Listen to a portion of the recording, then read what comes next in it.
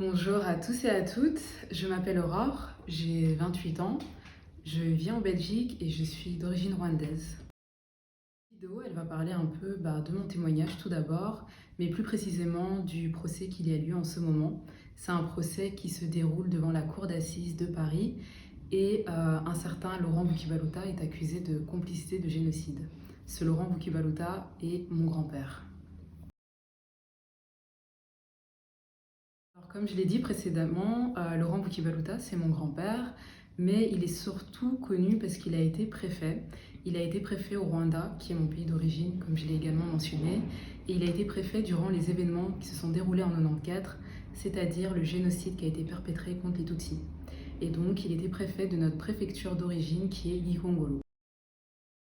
Mon grand-père, je le décrirais comme une personne de très calme, quelqu'un de très réfléchi, je le vois vraiment comme un sage. C'est quelqu'un aussi qui est assez généreux, qui profondément gentil en fait. Comment l'expliquer? C'est quelqu'un qui se donne à fond pour aider les gens, qui est ouvert envers tout le monde.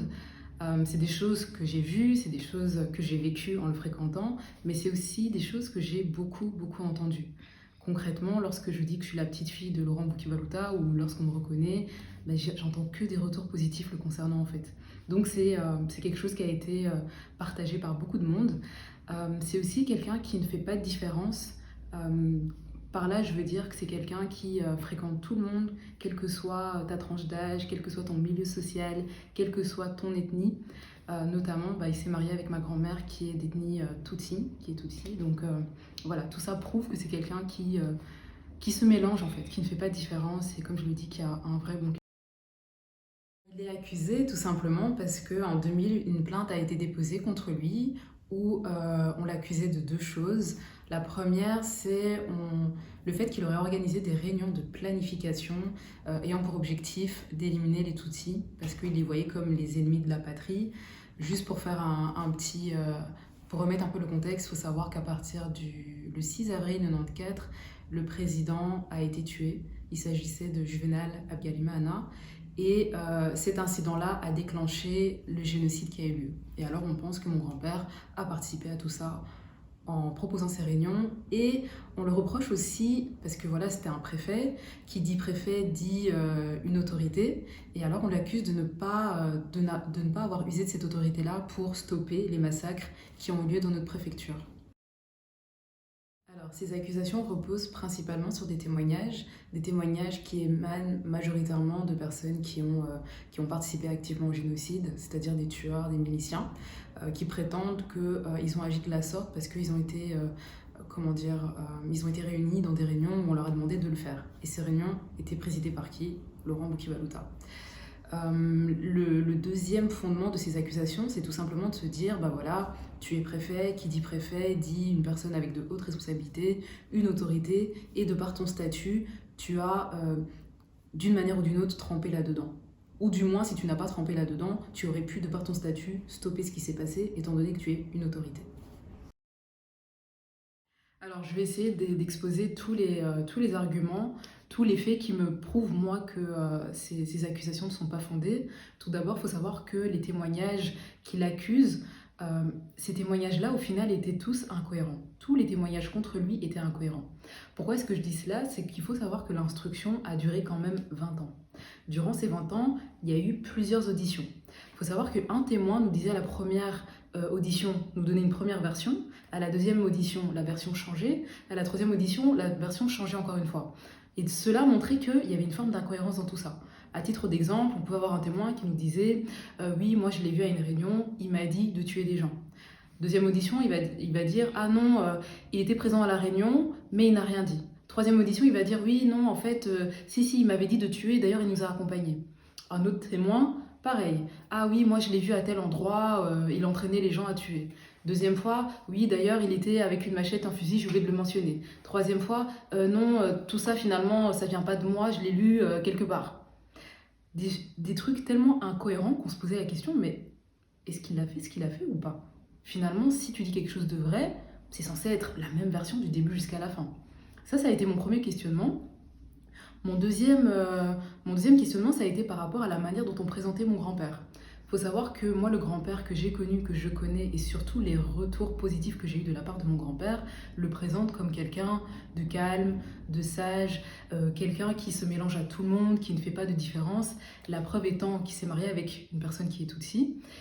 Et d'un autre côté, on le présente durant les événements de 94 comme quelqu'un d'extrémiste, quelqu'un qui a pour objectif d'éliminer tous les Tutsis, alors que sa propre femme est Tutsi, qui fréquentait énormément de personnes Tutsi, et qu'il n'a jamais eu de problème avant 94.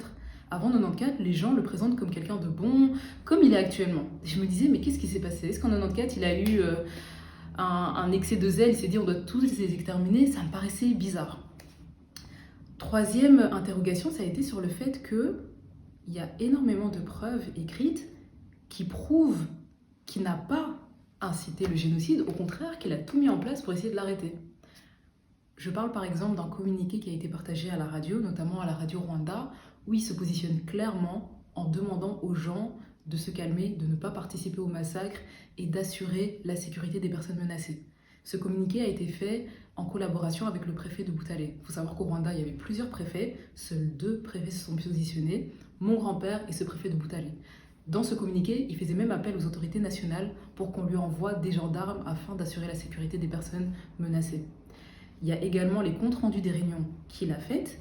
Les comptes rendus des réunions stipulent très bien qu'il demande à ses sous-préfets, à ses bourgmestres de tout mettre en place pour assurer, encore une fois, la sécurité des personnes menacées. Dans tous ces comptes rendus des réunions qui ont été organisées durant les événements, on ne retrouve à aucun moment une phrase disant « tuer les gens ».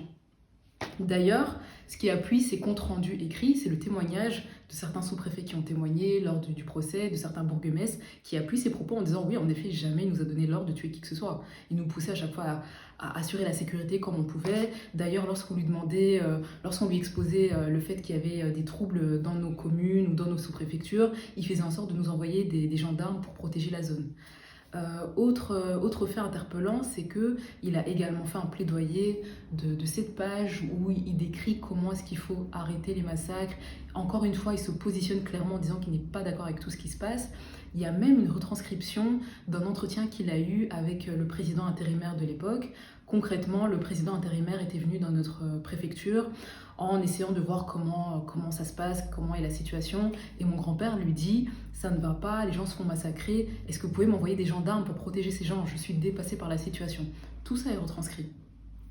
Malheureusement, le président à ce moment-là lui a dit qu'il n'était pas possible d'envoyer des gendarmes. De manière plus concrète, on ne peut pas énumérer toutes les personnes qui ont été cachées à la maison. Il y a également beaucoup de personnes qui ont été évacuées, sauvées par grand-père. Je pense notamment aux réfugiés qui avaient été pris en charge par une sœur allemande qui vivait dans notre préfecture, qui s'appelle Meligita, qui a demandé à mon grand-père de pouvoir l'aider à protéger et sauver cette personne-là, parce qu'elle devait quitter le pays. C'était une centaine de réfugiés que mon grand-père avait en charge, qu'il a pu évacuer, sauver. À la fin du génocide, aucune de ces personnes n'a été tuée. Il y a aussi des personnes qui ont été attaquées à un endroit, blessées, qu'il a pris avec sa propre voiture, qu'il a amené à l'hôpital pour qu'on puisse les soigner. Tout ça sont des éléments qui sont prouvés, c'est pas des choses que je sors de ma tête. Donc tout ça mis ensemble, je me dis en quoi est-ce que mon grand-père serait vu comme un complice en fait. Surtout que l'accusation d'être complice, c'est quelque chose de fort. C'est une personne qui donne son aide, son appui, son assistance pour commettre des crimes. Au contraire, on voit qu'il s'est clairement positionné pour ne pas que ces crimes aient lieu. Par contre, ce sur quoi on l'attaque, c'est le fait que malheureusement, malgré toutes les actions qu'il a pu mettre en place, les massacres ont eu lieu. La préfecture de Gikongoro compte énormément de victimes de ce génocide. Et on se dit, voilà, t'étais préfet, t'étais une autorité, t'aurais pu faire quelque chose. Cependant, ce qu'on doit mettre en évidence, c'est que l'autorité que tu as en temps normal et cette supposée autorité en temps de guerre n'est pas la même. En temps normal, en effet, le préfet, c'était le préfet, voilà, il avait autorité sur ses sous-préfets, sur ses bourgmestres. En temps de guerre, durant ce génocide, c'était un chaos tellement incroyable qu'il n'était plus le préfet, il n'avait plus aucune autorité. Et comme on dit d'ailleurs en temps de guerre, la personne qui a la force, c'est pas la personne qui a la loi, c'est la personne qui a les armes. Grand-père face à un tueur, il n'était personne. Donc, malheureusement, il n'a pas pu user de son autorité, mais le contexte le faisait. Lui, ce qu'il a tenté de faire, tant bien que mal, c'est d'interpeller les autorités nationales, comme je l'ai dit, c'est de parler publiquement, c'est de lui-même cacher des personnes chez lui, et c'est d'évacuer, de sauver les personnes quand il a pu le faire. L'objectif de cette vidéo repose sur plusieurs facteurs. Je pense que le premier, c'est tout simplement de libérer la parole. Je pense que je me dois de dire ce qui se passe, de pouvoir expliquer aussi aux gens, de pouvoir aussi conscientiser les gens sur ce qu'on traverse. Il faut savoir que cette histoire, ben, elle a été, comment dire, mobilisée par les médias. Les médias donnent une certaine version de tout ce qui se passe. Et moi, de là où je suis, je lisais les médias en étant choquée de comment est-ce que les choses étaient présentées. Et je me suis dit qu'à mon tour, je devais parler pour donner notre version des faits.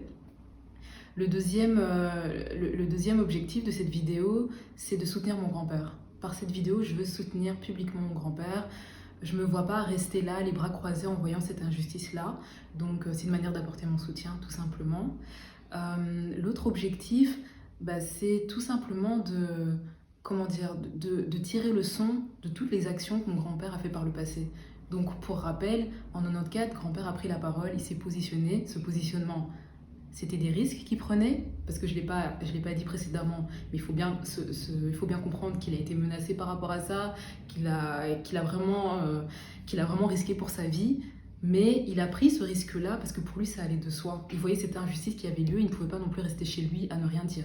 C'est comme ça qu'il a pris la parole à la radio en disant « Arrêtez ce que vous faites ». Moi aussi, près de 30 ans plus tard, j'ai envie de refaire la même chose. Je vois cette injustice, je vois cette incohérence et de me dire « Non, ça va pas » et pouvoir le dire. Raison pour laquelle j'ai pris ce temps pour vous partager mon histoire.